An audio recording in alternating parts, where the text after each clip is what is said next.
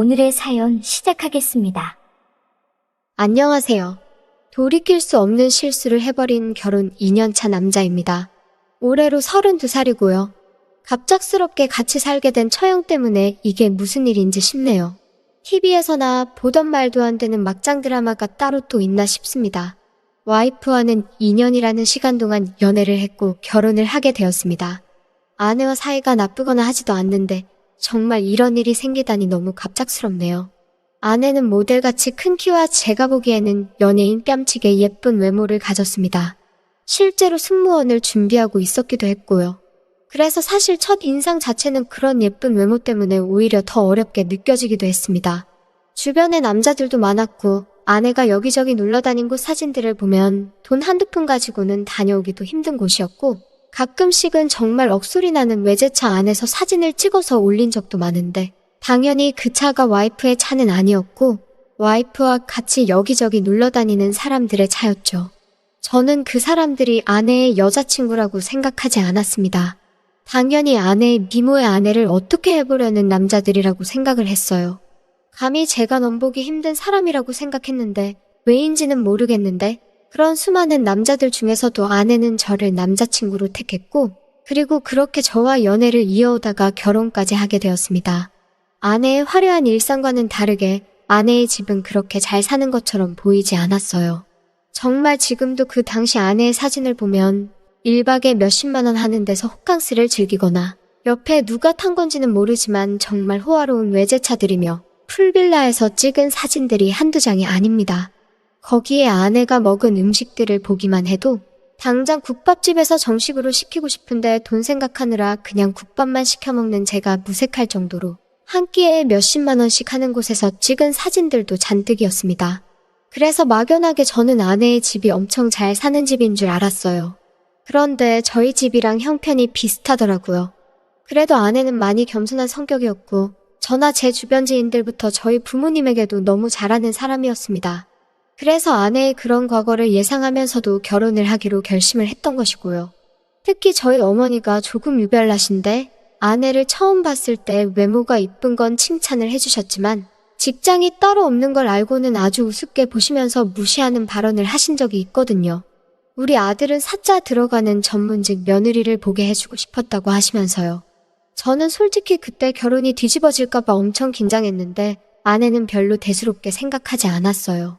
그 뒤로도 솔직히 저희 어머니가 아내에게 조금 심하게 말을 하기는 했는데 유연하게 잘 대처하면서 넘어가고 그 스트레스를 저한테 잘 풀지도 않는 정말 성격 좋은 사람입니다. 어머니도 그런 아내의 모습에 진심이 통한 건지 요 근래 들어서는 저보다 와이프를 더 챙기실 정도이고요. 아무튼 그렇게 아내와의 결혼 생활은 아무 문제도 없었고 오히려 잘 지내면 더 잘 지냈지 저도 결혼 생활에 그 어떤 문제가 생길 것이라고 생각해 본 적 한 번 없어요. 아내한테는 2살 터울의 누나가 한 명 있었습니다. 저한테는 처형이었죠. 처형은 결혼을 하지 않았고 혼자 독립해 나와서 서울 외곽에 전셋방을 하나 구해서 거기서 살며 회사에 출퇴근을 하고 있던 사람이었습니다. 명절날 친정에 내려갈 때 마침 저희가 지나가는 길이기도 해서 아내의 부탁으로 같이 한 차를 타고 가거나 하는 것 외에는 딱히 교류가 있거나 만남이 잦은 편은 아니었어요. 심지어 저희가 친정에 내려가 있을 때도 딱히 저희랑 친하게 지내고 싶어하는 모습은 없었고 방에서 뭐 하는지 문을 걸어 잠그고는 어쩔 때는 얼굴도 못 보고 돌아와야 하는 날도 있었습니다. 저희는 결혼하면서 서울 근교의 30평형 아파트를 자가로 구했습니다. 신혼부부치고는 많이 넓은 편이에요. 아내가 비좁은 걸 별로 싫어해서 조금 멀리까지 나가서 평수가 넓은 아파트로 구해야만 했습니다. 그런데 요 근래 들어 부동산 값이 천정부지로 치솟기 시작했잖아요. 저희 집도 오르긴 했지만 애초에 이 돈으로 서울에 아파트를 샀으면 돈을 더 벌었을 거예요. 하지만 뭐 아내가 넓은 집이어야만 한다고 했으니 크게 신경은 쓰지 않았습니다. 아무튼 그렇게 집값이 오르면서 처형이 전세를 구해 살고 있던 집에서 집주인이 전세금을 엄청나게 올려버렸나 봅니다. 그래서 처형이 이러지도 저러지도 못하고 있던 와중에 결국 전세금을 빼고 집에서 나오게 되었어요. 전세금이 적은 돈은 아니었지만 집값이 안 오른 곳이 따로 없었기 때문에 처형이 그 돈만 가지고 집을 찾는 건 어려운 상황이었습니다. 차라리 요즘 유행대로 월세를 하면 좋을 텐데 월세는 괜히 돈 버리는 느낌이 난다고 싫다고 하면서 그렇게 여기저기 집을 찾아 헤매다가 한동안 저희 집에서 신세를 지게 되었습니다. 당장 길바닥에 나앉게 생긴 친언니를 아내가 두고 볼 수 없었던 거예요. 마침 저희 아파트가 평수가 크기도 하고 방도 하나는 애초에 손님방 겸 휴식 공간으로 만들어뒀던 터라서 처형이 들어와 사는데 그렇게 어려운 문제가 있던 건 아니었습니다. 처형의 짐도 커다란 캐리어 2개로 그렇게 많지가 않았고요. 하지만 저는 처형과 함께 사는 것을 반대했습니다. 왜냐하면 처형하고 제가 애초에 친해지지 못한 게 결혼 전부터 여러 가지 사건이 있었거든요. 처음에 아내와 결혼 이야기가 오고 갈 때 저희 어머니가 아내에게 심하게 말을 한 걸 알게 되고 나서 그걸로 저나 저희 가족들한테 앙심을 품고 결혼을 반대를 하고 나섰거든요. 아내도 그 정도는 괜찮다고 하면서 넘어가려는 걸 굳이 일까지 키워서 하마터면 진짜로 결혼을 못할 뻔하게 만들어버리려고 한 적도 있었어요. 그래서 처형과는 조금 대면대면한 사이입니다. 처형이 화가 난 부분도 이해가 가기는 하지만 결정적으로 처형 때문에 결혼이 엎어질 뻔까지 갔던 적이 있으니 저한테도 앙금이 남아있는 편이고 무엇보다 저희도 아직 깨가 쏟아지는 신혼이고 현재 생활에 그 어떤 문제도 없는데 언제 떠날지도 모르는 객이 한 명 생기는 것도 원치 않았습니다. 더군다나 제 가족이거나 저에게 우호적인 아내의 친척이면 그나마도 참을까, 저랑 사이도 안 좋은 사람이니까요. 그런데 와이프가 자기 언니의 상황을 뻔히 아는데 자기가 못 본 척 하는 것도 너무 미안해하고 그렇다고 언니가 직장도 있고 그런데 고향으로 돌아가라고 할 수 없지 않느냐 하는 거예요. 당장 아무데나 구하면 되는 거 아니냐 했더니 여자 혼자 사는데 그 집을 아무데나 알아보라고 할 수도 없는 노릇이지 않느냐 하니 제가 또 너무 나쁜 사람이 되는 것 같더군요. 그래서 아내에게는 아무리 길어져도 우리 집에 처형이 지내는 건 한 달을 넘기지 않았으면 좋겠다는 조건을 내걸고 처형과 같이 한 집에 살게 되었습니다. 처음에는 엄청나게 서먹서먹했습니다. 애초에도 저를 탐탁치 않아 하는 처형이었기 때문에 집에서 대화는 당연히 단절되어 있었죠. 퇴근 시간이 세 사람 다 다르니 저녁에는 마음만 먹으면 그냥 문 닫아버리고 집에서 안 마주치면 안 마주칠 수 있었는데 아침 식사 때만큼은 일부러 피할 수가 없더라고요. 아내의 철칙이 아침 식사는 거르지 않는 것이었기 때문에 그 부분은 언니도 피해갈 수 없었습니다. 셋이 같이 밥을 먹을 때도 말을 아끼며 밥만 먹었는데 아내는 그동안 처형과 저의 사이가 안 좋았던 게 마음에 안 들었나 봐요. 이 기회에 한 지붕에 살게 되었는데 그동안 오랫동안 쌓인 것도 좀 풀고 서로 친하게 지냈으면 좋겠다고 부탁하더라고요. 저한테도 처형한테도 똑같이 부탁하는 식으로요. 처형은 그대로 고자세였지만 저는 그래도 아내의 부탁 때문에 억지로 말을 건네거나 했습니다. 처형도 저를 아예 무시하지 않고 어느 정도 대답은 해주긴 했지만 그 대화가 3분을 넘기기가 힘들었어요. 회사 생활은 어떠냐? 집은 잘 알아보고 있느냐 물어보면 잘 지내요. 잘 알아보고 있어요 하면서 곧바로 단답형으로 대답을 해버리니 대화를 이어갈래야 이어갈 수가 없더군요. 그래서 항상 대화가 짧게 끝나고는 했어요. 저는 나름 노력한다고 생각을 했고 이 정도면 저의 문제가 아니라 처형에게 문제가 있다고 생각했으니 속으로 저렇게 부침성이 없으니 시집도 못 가고 저러고 있지 하면서 흉을 봤어요. 사실 처형이 외모가 모자란 건 아닙니다. 아내의 미모에 비하면 조금 모자란 수준이라고 생각했는데 사실 그건 제가 처형이 진짜 꾸민 모습을 본 적이 없었기 때문이죠. 어느 날 주말에 거실에 나와서 TV를 보고 있는데 처형이 외출을 하는지 방에서 한껏 차려입고 나온 적이 있습니다. 처형은 아내와 키가 비슷하게 크고 피부가 까무잡잡한 편인데 팔다리가 시원시원하게 뻗어 있으니 저는 외국인 모델이 방에서 나오는 줄 알았습니다. 거기에 화장까지 해놓으니 정말 아내의 아름다움은 처형한테 비할 바가 못 된다는 생각까지 들었어요. 저도 모르게 처형을 싫어하는 걸 떠나서 TV를 보다가 처형의 모습에 빠져서 한참 동안 처형만을 바라보고 있었네요. 여태까지 몰랐던 처형의 숨은 매력을 보니 그냥 성질이 고약하다 싶었는데 저 정도 예쁘면 저 정도로 거만해도 되겠다 하는 생각도 들었어요. 누가 감히 저렇게 아름다운 사람을 마누라로 삼을 생각을 할까 싶어서 여태 결혼을 못한 것도 이해가 되었습니다. 저도 모르게 그렇게 한껏 꾸미고 나온 처형을 보고 제 입에서 엄청 예쁘게 하고 어딜 나가시냐고 물어봤습니다. 아마 처형이 저러고 다른 남자를 만난다는 사실이 질투가 나서 저도 모르게 입에서 새어나온 말 같아요. 그 도도한 처형이 제가 예쁘다고 하는 말에 얼굴이 갑자기 빨개져서는 속수무책으로 대응도 못하고 부끄러워하는 겁니다. 세 보이기만 했던 처형이 처음으로 여자로 느껴지는 순간이었어요. 저도 모르게 너무 예뻐서 입에서 나온 말이라고 당황하면서 해명을 한다고 했는데 어쩌다 보니 또 처형의 미모를 칭찬하게 되어버렸네요. 그러니 처형도 어쩔 줄을 몰라 하고 후다닥 밖으로 나가더군요. 현관문에 처형이 뿌린 향수의 잔향이 남아서 여운이 생겼습니다. 그 뒤로 한동안 처형의 모습이 눈에 아른거릴 정도였어요. 처음에는 저도 제가 왜 이러나 싶었습니다. 이러면 안 되는 걸 알고 있었어요. 아내의 친언니다, 가족이다 하면서 마음속으로 아내를 떠올리면서 그 모습을 떨치려고 노력을 해봤습니다.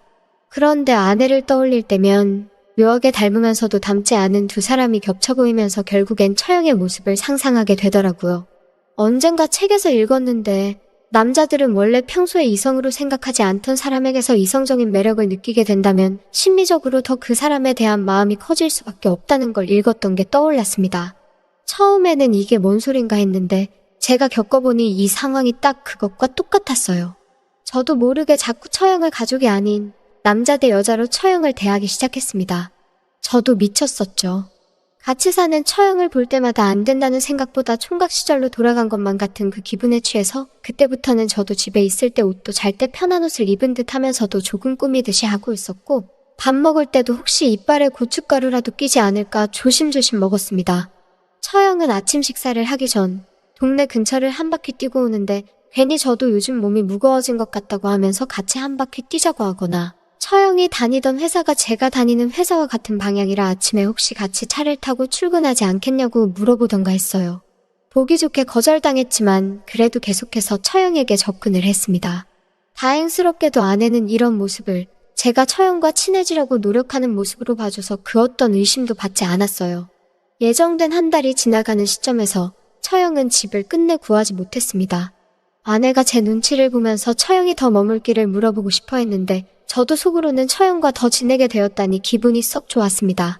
그래서 그때 그냥 처형이 떠나고 싶을 때까지 언제고 머물러도 된다고 대답해줬더니 아내도 엄청 좋아하고 처형도 그때 저를 다시 본 것 같습니다. 처형의 입장에서도 저한테 잘 보여서 본인한테 나쁠 게 없다고 생각한 건지 아니면 제 호의에 마음을 고쳐먹은 건지 저에게 잘해주더라고요. 그때부터는 서로 무시하는 사이가 아니라 관계가 많이 개선되었습니다. 끈덕지게 아침에 조깅을 같이 가자고 물어봤다가 거절을 당했는데 처형이 먼저 저에게 와서 아침에 동네 한 바퀴 같이 달리지 않겠냐고 묻더군요. 운동복을 입은 처형도 굉장히 달라 보였습니다. 처형은 운동을 매일같이 하다 보니 제가 따라잡기가 많이 힘들었는데 오히려 뒤에서 쫓아가며 처형의 뒷모습을 바라보는 게 저한테는 더 호강이더라고요. 괜히 찔려서 그런가 아내한테도 같이 뛰자고 했는데 아내는 아침에 땀 흘리기 싫다고 거절을 했습니다. 그래서 저는 한동안 처형하고 같이 아침 운동도 다니고 출근도 같이 하고 했습니다. 아직 서먹서먹해서 둘이서 뭐 대화를 나눈다거나 하는 건 없었는데 그래도 서로가 마음의 문을 열었다는 건 처형도 저도 느끼고 있었을 거예요. 그러다 어느 날 같이 조깅을 다녀온 날 갑자기 제 다리에 쥐가 나서 제가 뛰다가 단말마에 비명을 지르며 주저앉아 버렸습니다. 제 앞을 달리고 있던 처형이 제게 다가와선 그렇게 뻣뻣해가지고 어디에 쓰겠냐고 하면서 내일부터는 조금 더 일찍 일어나서 나오기 전에 스트레칭을 충분히 하고 나오자고 하더군요. 다음 날 아침에는 같이 거실에 매트를 펴고 간단한 스트레칭을 시작했습니다. 몸이 많이 굳어서 그런가 자세 하나하나가 아주 관절 마디마디가 다 땡기고 아프더군요. 처형이 도와준다면서 제 등 뒤로 몸을 포개서 저를 아래로 눌러줬습니다. 온몸의 세포 하나하나에 전기가 통하는 것처럼 참기 힘든 찌릿함을 느꼈습니다. 짜릿한 통증에 제가 숨이 거칠어지기 시작했는데 처형도 그동안 쌓인 걸 풀고 있다는 느낌을 받았는지 몸이 너무 굳어있다면서 더욱더 힘을 가하기 시작했어요. 저랑 똑같이 생각했을런지는 모르겠지만 몸은 고통스러울지언정 기분 하나만큼은 좋더라고요. 어느 날 저녁이었는데 이번 주말에 와이프가 지방에 있는 부모님 집에 김장을 하러 내려가야 한다고 했는데 저는 월요일에 중요한 일이 있어서 가지 못한다고 말했습니다. 처형도 귀찮은데 뭐하러 가냐고 아내 보고 너도 가지 말라는 식으로 이야기를 했지만 아내는 아쉬운 표정만을 보인 채 혼자서 처가로 내려가게 되었습니다. 그렇게 처형과 단둘이 2박 3일이라는 긴 주말을 보내게 되었습니다. 사실 그때 무슨 일이 일어날지도 모르겠다는 생각이 들었는데 처형은 불금이라고 퇴근하자마자 술 마시러 가고 아주 늦은 새벽이 돼서야 들어왔습니다. 매일 하던 아침 운동도 처형이 숙취가 심한지 일어나지를 못하고 있더라고요. 점심에 속 풀어준다고 제가 좋아하던 짬뽕집에 데려가려고 했는데 처형은 그새를 못 참고 또 친구랑 술 한잔 하고 온다며 기다리지 말고 자라고 말하고 대낮부터 나가버렸습니다. 아침마다 그렇게 붙어 다녔는데 저 혼자 너무 오버한 건가 하는 생각도 들고 집에 또 덩그러니 혼자 있으니 아쉬웠습니다. 처음으로 처형과 단둘이 보내는 주말이었는데 김이 팍 새버리더군요. 그래서 그냥 낮잠을 자버렸습니다. 얼마나 꿀잠을 잔 건지 시계를 보니 12시가 다 되어가는 저녁이었어요. 처형은 들어오지 않았고 모처럼 아내도 없고 혼자서 보내는 휴일이다 보니 이대로 보내면 아쉬울 것 같아서 편의점에서 술 몇 병을 사서 집에서 혼술이라도 하기로 했습니다.